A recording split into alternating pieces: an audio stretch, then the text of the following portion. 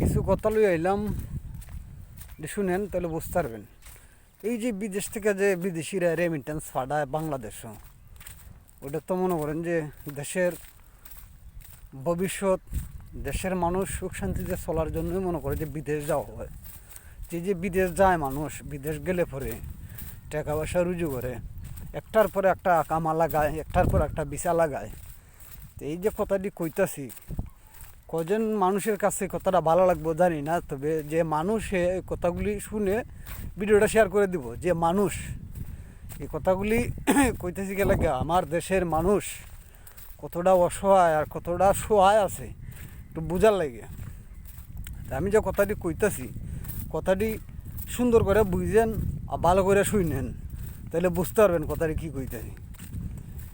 কালকে একটা লোকে একটা ভিডিও দেখলাম, এটা বিশেষ করে যে মিডল ইস্টের যে কান্ট্রিগুলি আছে, মিডল ইস্টের মাঝে মালয়েশিয়ার জেলটা খুবই খারাপ।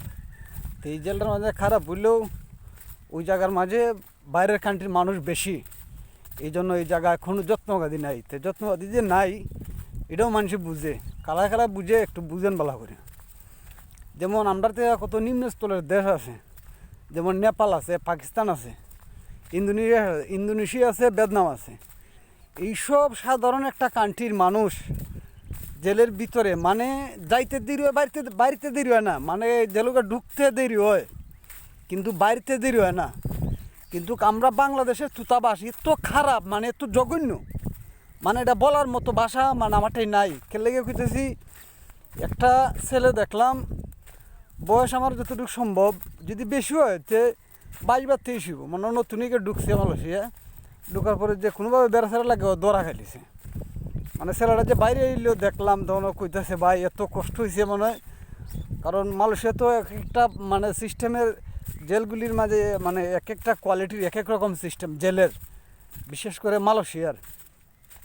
তো ছেলেটা যে বাইরেছে একবার কম বয়সের ছেলে, তো ওর কথাগুলি শুনে হৃদয়টা খাই পড়ছে, এর লাগে ভিডিওটা বানানি।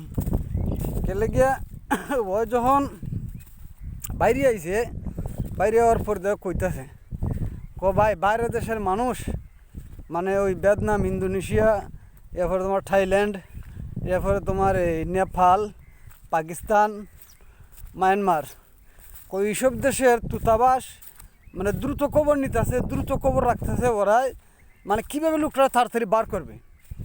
আর আমরা বাংলাদেশের একটা লোক যদি কোনো সময় হামায়, মানে ওরে বার করবো তো দূরের কথা, ওর খবর নেওয়ার মতো কোনো লোক নাই। কিন্তু রেমিটেন্সের লাগিয়া বাংলাদেশের সরকার আর যারা এখন মানে সবাই পাগল, প্রবাসীরা কেলেগায় রেমিটেন্স পাঠায় না। তা আমার যে বিষয় কথাগুলি বলতেছি, রেমিটেন্স পাঠাই তো এটা ভালো কথা, রেমিটেন্স পাঠাইবো, কিন্তু ওরা যে কষ্ট করে মানে একটা একামা শেষ হইতে, মানে অন্য দেশের কথা কইতে পারে না, কিন্তু বাংলাদেশের এগুলার একামা শেষ হইলে একামাটা লাগাই এত কষ্ট আর এত পরিমাণ টেকা লাগে, মানে বলার মতো না। যে কোনো কান্ট্রিতে বাঙালিরা মানে অনেক কষ্ট থাকে। তো আমার কথাটা হইলো, এই কষ্টটা বাঙালিরা কে লেগে হইতো?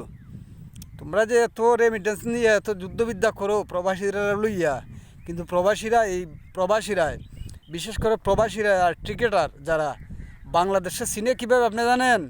একমাত্র প্রবাসী আর লোকের ক্রিকেটার, এদের জন্য মনে করে যে বাংলাদেশে মানুষের চিনে, বাইরের মানুষে জানে যে বাংলাদেশ নামে একটা দেশ আছে। আর নাহলে এই বাংলাদেশটা কেউ চিনত না। আমার কথাটা আপনার বিশ্বাস হইব কিনা জানি না, তবে আমার এই ভিডিওটা কই পর্যন্ত দেবো আমি এটাও কইতাম পারি না। আপনি যদি মানুষ হয়ে থাকেন তাহলে আশা করি ভিডিওটা শেয়ার করে অন্যজনকে বোঝানোর বা শোনার একটা সুযোগ দিবেন। আমার কাছে সবার কাছে অনুরোধ রইল, এই ভিডিওটা যে আন্দাজে জায়গা মতো পৌঁছে, যে দূতাবাস নিয়ে কথা বলতেছি, দূতাবাসকে মানে যে আন্দাজে পৌঁছে। তো এই যে কথাটি কইলাম, কথাটি আশা করি সবাই বুঝছেন। মানে বাইরের দেশের মানুষ কীভাবে কী সহজে যাইতে পারে, কিন্তু বাংলাদেশের মানুষ খেলে এত সহজে মানে আইতে পারে না, এত কষ্ট খেলে গিয়ে। ও জেলের ভিতরে গেলে পরে তার খোঁজখবর নেওয়ার মতো বাংলাদেশের দূতাবাস খেলে থাকতো না। আমার এই প্রশ্নটার উত্তর দেওয়া দেবেন আপনারা, যারা প্রবাসী আছেন তারা সবাই ভিডিওটা ভালো করে শেয়ার দিবেন। কথাটা আশা করি বুঝছেন। আমার একলার জন্য বলি নাই, সবার জন্য বলছি। ভালো থাকবেন।